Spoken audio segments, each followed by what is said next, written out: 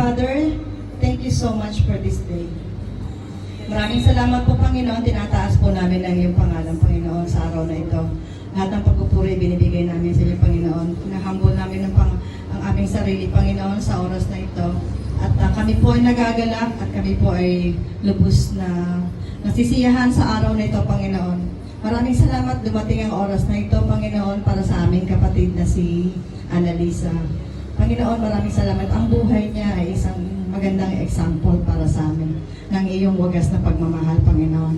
Ng isang milagro sa buhay at higit sa lahat, Panginoon, ng pamilya at pagmamahal ng mga kapatid at mga kaibigan, Panginoon.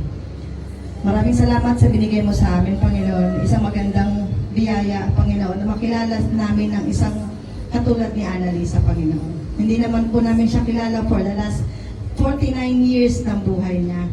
Pero so on the 50th year ng buhay niya, Panginoon, pinagkaloob mo sa amin na makasama namin siya sa special na araw na ito, Panginoon. Ang araw na ito ay isang simbolo ng bagong panimula ng kanyang buhay, Panginoon. Isang simbolo ng selebrasyon ng buhay niya, Panginoon.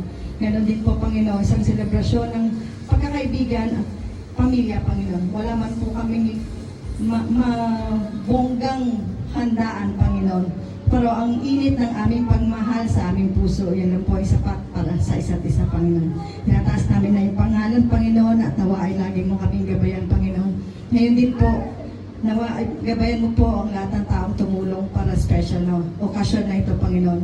Para sa lahat ng pagkain na aming may enjoy sa oras na ito, Panginoon. Nawa sa oras na ito, mula sa oras ito, Panginoon, ang aming kapatid na si Annalisa ay maging mas masaya, mas maging masigla.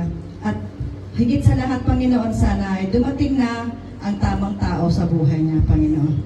Sa araw na ito, inaangat po namin ang kanyang kaligayahan. Sa pangalan ni Jesus. Amen. Amen. Amen.